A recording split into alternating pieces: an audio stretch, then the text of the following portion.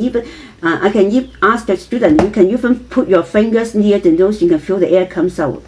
So then the sign is correct. So no matter what system you used, actually you have to learn how to make every part of the sound well, and then you feel it, you listen to it, okay? And then you get ready with every part of your vocal organs and then feel the position, and then you have to keep the position.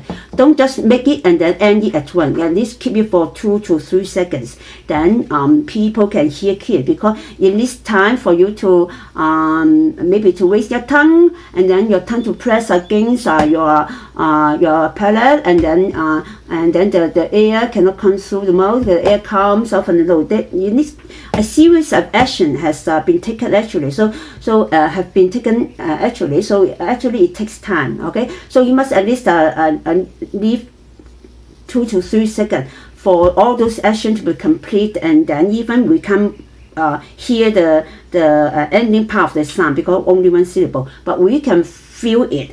We can still hear that, whether you have make every part of the position tight. Just like when I have classes online with the student, even sometimes there are problems that I can't look at their face. I just listen through my internet. I already knows that they haven't used force. They haven't they haven't raised their tongue to press against their palate in the upper jaw. Okay, and then I can read that the air doesn't come from out the nose. I can feel that. I feel that actually. I did not hear that, because the NG part at the end, there's no sound, okay, to be voiced out, to be heard. But I can still, I say here, I can still hear that by feeling that actually even cannot, if I look at your face, then of course I can even be clear that you haven't made it well. Even I cannot look at his face, his vocal organs, his tension on the face, his tension in the leg, I can still feel it, hear it. Okay, so that's why actually it's not the system which matter. It is the way that whether you can help yourself or help the students make every part of the sound correct. That is the first part. And then when you can learn or teach every sign, every letter, every sound, every initial, every final well. The second problem is that whether you can help yourself or the student to make a continuation, to make a smooth continuation of the different parts of the connection of initials and finals word. For example, 香港 actually with the initial H, and then with the final letter O, and then the final letter E, and then the final letter NG. Actually, there are at least 3 parts of final. With the initial, there are 4 parts. Can you imagine a syllable can make up of 4 parts of sounds that you have to connect them smoothly to make them as one? So actually the difficulty is here, whether every part is sounded correctly, exactly, and then whether every part is connected smoothly, just like your Wi-Fi. You cannot allow even our 0.00001 disconnection. The sound won't be clear, okay? The presentation won't be nice. That's the problem. So, and then the third problem is whether you can make the ending. The ending well, you can keep the ending well. So, for example, just I say the NG, even there is no voice to help, you must keep it. Keep every part of your organs, and then keep the position at least for a few seconds, so that it is clearly uttered, clearly heard, clearly transmitted. Okay, keep that. And then the fourth difficulty is that whether you sound the initial correctly. For example, the difference between N and L. All right, and then NG as the ending, but NG can also as the beginning. So without ng, for example, it is someone will say or lah, just a letter or, but actually it's not. Actually, it should be pronounced as or, okay, with the beginning of ng. The okay, ng can also be an initial or a final at the end. Okay, so with the beginning ng, okay, you must pronounce the beginning ng well. Also, the same position, the same you make effort, okay, to make ng. Okay, and then okay, then that is the I, me, not all, and then for example the 香港 starting with ho and her, and then 香 that is 香港, not just 香港, okay. I also love the English spelling 香港, okay. So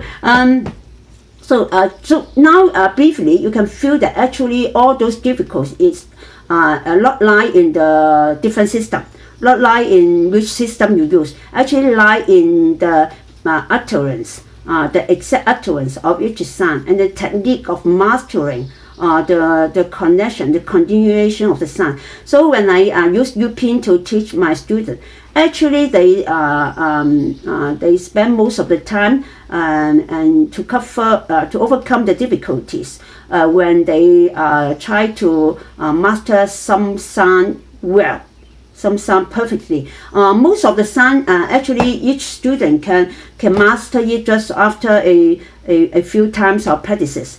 But some are more difficult ways. For example, most students have difficulty in making the ng well, and then some have only some special cases. Some students have difficulty in master the letter O well. Whenever they see letter O, they would naturally sound out as O.